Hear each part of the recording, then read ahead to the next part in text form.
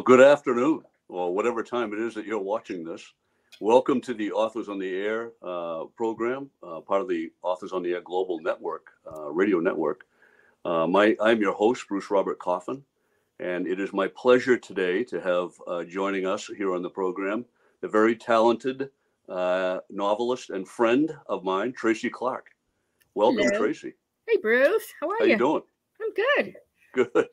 I'm just thinking about all the leaves I've got to clean up in my yard here. So. Oh, really? And I'll Today or eventually? No, they're already starting to fall. It's horrible. So This is what you do. because we all know what's We behind leave the that. leaves where they are, and we wait for the snow to cover them up. Right? Then I you don't like have your to blow plan. Right. I like your plan. For those of you that are not familiar, and I can't believe that there would be that many of you, Tracy is the award-winning author of two different mystery series, the Cass, or I guess it's Cassandra Rains series, Chicago Mysteries, and the Detective Harriet Foster Mysteries, which is actually what we're here to talk about today. She's been nominated for numerous literary awards to include the Anthony, the Lefty, the Seamus, and the McCavity Award. Her work has been named to the Library Journal's Best List for 2018. She won the Sue Grafton Memorial Award in 2020 and was awarded the 2024 Anthony Award for Best Paperback for Hyde, which is the very first novel in the Harriet Foster series, right here. Your star is just shooting upward. Is that fair to say? I don't know. I guess. I mean, after 20 some years, it's kind of hard to sort of believe, but it's nice. It's nice. Somebody told me a long time ago that you'd spend 20 years perfecting your craft, and then finally you'd be discovered, and people would call you an overnight success. Yeah, that took like 2 decades. Right, right. Yeah, they don't know you've been putting 20 years of your life into this. Pulling my hair out, doing the whole thing, yeah. Well, first off, I want to tell you how much I enjoyed the latest book in Harry's adventures, Echo, right here. An incredible book, and I would be amazed if that's not in contention for an Anthony somewhere down the line as well. I'm glad you liked it. Loved it, absolutely loved it. So that is the third novel in the series, and if for those of you that haven't seen it already, Tracy, would you mind giving them just a quick elevator pitch of what that novel is about? Well, it's a classic police procedural. We've got our team of homicide detectives. They've got a case for frat boys found in the field next to a fraternity house, and they quickly discover that that death is connected to a death that happened 30 years previously. So this team of homicide detectives, already crunched for time and whatever, have to sort of put these two cases together before something else happens. So that's it in a nutshell. It's just classic cop work, hitting the streets, trying to figure out who's lying and who's not. That's kind of like I like to sort of be in that sort of sweet spot of everybody's lying, everybody's got a story to tell, and then they have to figure out where the truth is. So that's what Echo is, the echoes of crimes past, and then the cops there working for $1, trying to figure it all out. That's awesome. It's a fast-paced read. I will tell the readers that as well. You keep things going all the time. It's impossible to put it down. So, how did in your mind? How did well, I guess her coworkers refer to her as Harry, but how did Harriet Foster come into being? Well, I'm not an outliner. I don't really plan stuff. So when I was looking at this second series, I knew I wanted her to be female. I knew I wanted her to be African American because that's my sweet spot.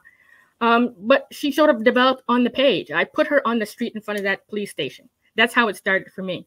Now, I didn't have anything other than that when I started. She was just there looking at the building, figuring out whether or not she's going to go in or not. And then, of course, then I add all of the good stuff, the character stuff, the backstory, the trauma, the guilt, the responsibility. And then I put her in there and give her the worst possible partner that I can possibly give her. Right. And then on top of that, the worst possible partner, the worst possible case right off the bat.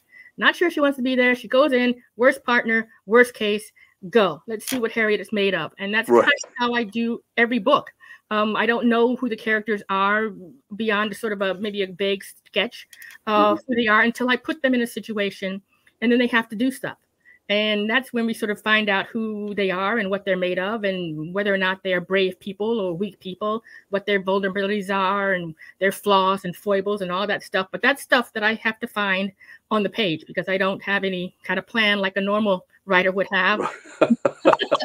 Oh, you're preaching to the choir there. I'm making it difficult for myself all the way around. You know, there's something to be said for that, though.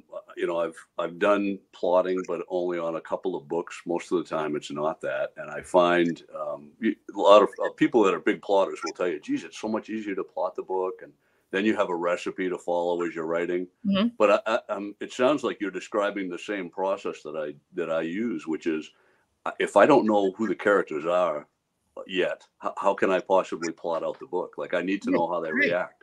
Yeah, you have to know what kind of people they are. I mean, good people, bad people, even the killers. I mean, killers kill for different reasons, right? And you have to figure out what that motivation is, what that backstory is, what that trauma is, or is it just psychopathy? I mean, evil is not a bad thing to sort of look into. I mean, some people are just downright evil.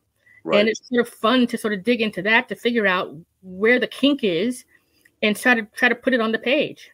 Right. It's true. Well, yeah, some people definitely are evil. I think of content editors at the publishing houses. Once a year, I used to hate mine. I just know that's how that goes. So. Sorry. Oh, if he's listening, I'm sorry. That's too bad, but that's how it goes. I mean, being a pantser, a fellow pantser, how do you, when you started writing this, I mean, I think a lot of people, well, maybe people don't know, but generally when you sign a publishing contract, sometimes it's for, generally it's not one book. Usually it's 1, 2, or 3 books, that kind of a thing. Mm-hmm. Did you have in mind when you started writing Harry, did you have like an arc planned out, or when you inserted things in that first book, were you thinking down the road for her? Heck no. I can only see about as far as my fingertips are. Because once I gave her this sort of complicated, messy backstory, it sort of plays out on its own, right? Because she sort of takes every day as she finds it, because she's stuck, really. Right. When we meet her in Hyde, she's brilliant on the job, wonderful, goes home, stuck in a spot. And so that's where she is. And I sort of develop it as I go. How does she move forward? I mean, she works fine, but there's no life on the other side of it. And so I kind of discover her as she sort of presents herself, as this case gets more and more complicated, as more and more stressors are sort of piled on her shoulders.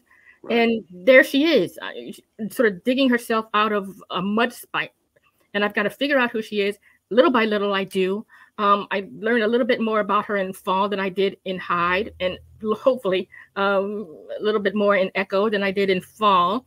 So it's little by little, pace by pace, action by action. She's just a complicated, messy sort of a person, very introverted, very silent. She's not in there, yucking it up with the cops. I mean, because she's got this big weight that she's carrying. So it's trying to pick her out of rock to sort of have this full person sort of present herself on the page. And I just know as much as she gives me, or as much as I sort of allow myself to have as this action sort of takes place. Hopefully by the time, if I sort of revisit her further down the line, she'll be in a different place. And I kind of like not knowing what that place might be. So I can discover her as she sort of goes through. So I don't have everything I don't have like character sketches. Some brilliant writers they know exactly what you know what I mean? Shoe size, favorite color, their favorite.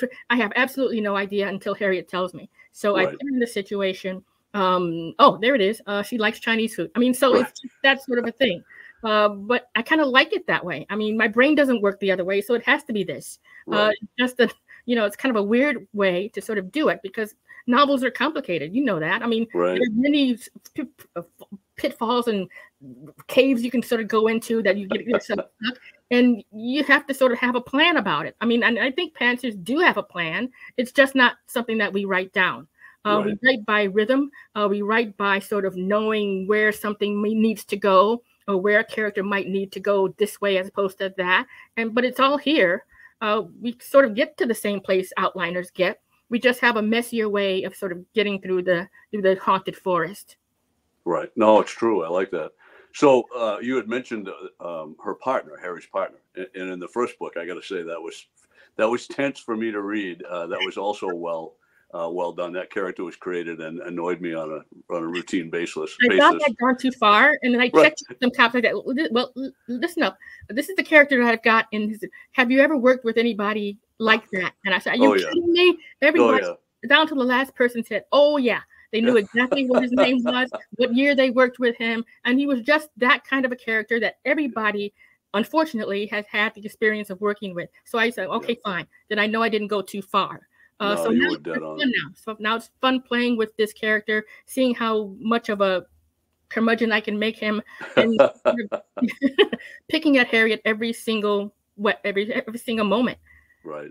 Well, it kept you on your toes too. As a reader, I found what I liked about it was that yes, there was a big element of reality to it, but his character also throughout the book, sometimes he would be a pain in the butt for her, and then other times you're like, oh geez, maybe there is some hope for him yet. And then 6 pages later, I'm like, oh, I hate this guy. So it constantly kept me on my toes. That's humanity. Yeah, no, I loved it. That was great. But now she has a new partner, Vera Lee, and I find that Vera does a really good job of challenging her as well. How did you come up with that character? Well, I needed some character who saw her. When she comes into that police station, she's got the partner that she doesn't want, but there's somebody there who sort of knows what's going on. Everybody, when she walks in, knows what her backstory is. So they actually know what happened, and everybody feels sorry for that, because that's the worst thing that can possibly happen to a cop, right? You lose your partner in a tragic way, either by violence or this. And so everybody's feeling for her. They have sort of a soft spot for her right off the bat. And Lee is the one who can sort of look at her and see that she's not where she needs to be. And not in a heavy-handed sort of a way, but in a way that says, I see you, and I'm going to follow it through, and I'm going to dig you out of that hole if you can't dig yourself out. And so that's what Lee is there for. It's sort of a counterbalance to Harriet's negativity, or sort of stuck in one spot. Lee is there at the top of the mound that she's in to sort of help her dig herself out of it. So that's what she is now. She will develop, hopefully, as the series goes on. I hope all of the characters do. I don't want to leave them in one spot because, most people don't stay in one spot. They either go forward or backward, or they stay, sort of meander on through their life. But there's some change there. There has to be some either forward or backward. Somebody's got to move. And so Lee will sort of change and sort of mutate, and Harry hopefully will dig herself out of this hole she's in. And hopefully, if the series continues, there'll be some really good stuff there. No, there already is really good stuff. I got to tell you, and hopefully I'm not giving anything away to any of the readers. Actually, they'll want to know after this. Every time I find a rogue paperclip hanging around somewhere in my clothing, I can't help but think of Harry. So you've done that to me. That's awesome. How she has to live her life, moment by moment. And if it takes that, or a thumbtack, or a paperclip, or whatever, or a marble in a vase, just to sort of mark the time that she didn't sort of give up. She made it through this day. It's over, and then the next one. I love that. She'll get there. That's great. So do you find it a challenge to write police detectives? And the reason I ask is because, and I just had Reed Coleman on a week or so ago. You both climb right into the head, very realistically, of a police detective. What's the secret to that for you? I mean, I know that I can cheat. I used 3 decades of experience in my own head already, but how do you do that? Well, I have cops in my family, friends, and then of course cops in your family, and they have partners. All right. So now you've got extended family, and I just listen. Most writers just listen to the way they talk, what they talk about, what they don't want to talk about. I mean, all of those things are important. And so when I'm coming from a PI series, which is sort of loosey-goosey, a PI can pretty much do whatever they want to, break into people's apartments and do whatever. They have to follow the law. Okay, so now they're sort of constraining for me because I kind of like the loosey-goosey. But anyway, here we go. We've got cops following the law, doing their job for a paycheck, badge, gun, bam, let's go. So it's listening to the cop stories, how they talk, what they talk about, what they don't talk about. And then I just ask when I sort of get stuck, and I get stuck often. I don't know. I've never been a police officer. I've never worked in a police station. I've never walked in an alley at 2 o'clock in the morning and seen a dead body there. I mean, so I ask people, how did that make you feel? Why did you choose this job as opposed to something else? What keeps you going? What keeps you motivated? What is the hardest day that you've ever had? And so I take all of that information in. I look at my characters as I put them on the page. And then I sort of try to weave some of that reality into the fantasy that I've created. And I try to keep it real, right down to how they talk, dialogue. Some cops talk like they've been to college and graduated. And then there's some cops who came from the military, graduated high school, and this is their career. This is their thing. Right. And so you sort of have to, sort of balance those two things. And I just sort of try to keep it as real as I can possibly make it without making it, I don't know. I don't want to say onerous, but sort of heavy. Right. Some of it's heavy. Some of it's lighthearted. I mean, cops have cop humor. That's a real thing. And they do that to sort of deal with all of the hard stuff that they have to deal with. So you have to sort of, put all that stuff in there. That's true. No, it's true. Even the internal monologue, though, you get very, very well. How much of you do you insert into Harry? Or maybe it's not intentional, but do you insert some of yourself into her, or do you find yourself doing that? I don't know. I try not to. I'm pretty sure that some of it seeps in. I know a lot of it did with the Cast series because, she had a sort of a snarky sense of humor, and I kind of do. But other than that, I mean, Harriet's a different kind of a animal, really. She's sort of based on a real person, actually. But I sort of took that framework and sort of created this character around her. But I don't fully understand her yet. I'm in 4 books in. We're working on the 4th book now. Little by little, I'm sort of revealing her, but there's still stuff about her that I don't know because she doesn't talk to me. She doesn't talk to me well. So, I'm sort of there listening. I put her in situations and see, what happens. And then, oh, there she is. And, and she might change 3 chapters later. So it's interesting for me to write it. I'm not sure how readers sort of find her. She can sort of maybe be a little prickly. A lot of cops are. Yeah, no, it's true. It's not me. I was always very pleasant to everybody. Yeah, I wish it. Sure you were. You saw right through that. Well, you mentioned, I thought I heard you slip. Is there a 4th book in the works for this series? Yeah, because they wanted to sort of leave it at 3 and then move to a standalone. But I sort of leave it at the end of Echo with sort of something not quite answered, right? Right. But I didn't want to have that cliffhanger hanging over my head, so to speak. And so I sort of talked them into a 4th one. So there will be Bliss is working on what I'm working on now. That's the 4th in the series. And then I'll break off and do a standalone and then see if we can come back to Harriet and find her in a different place. Fingers crossed. No, that's awesome. I love that. And so about the standalone, can you tell us anything about that or no? Nope, because I have absolutely no idea. I start thinking about that maybe when I get to the end of the one I'm writing, because I have to sort of look for an idea. I don't know what the characters are going to be. I don't know who my protagonist is going to be. I just have to sort of feel it out. I'll probably read the newspapers sometime and find a dead body and floating in the river. And then that will sort of propel my brain to sort of think about certain things. But I got a little time to sort of let it sort of ruminate. Oh, that's awesome. Well, I look forward to it anyway. So tell the viewers where they can find out more about you. Well, I've got a website, Tracy Clark Books. Check it out. I'm also on Twitter or X, idiots, Facebook, all the social media things. Just sort of drop me a line and say, hey. Awesome. Well, Tracy, thank you so much for joining us today. It's been a pleasure. Always a pleasure seeing you. Same here. And love the book. Again, for those of you that haven't read any in this series, start in order, which is Hyde, the Anthony Award-winning book. And this is the most recent one, Echo. And then I can't remember the one in the middle. What was the title for that one? Fall. Fall, that's right. Okay. So you definitely want to read all of those in order. But either way, it's great. It's a treat for you. I guarantee it.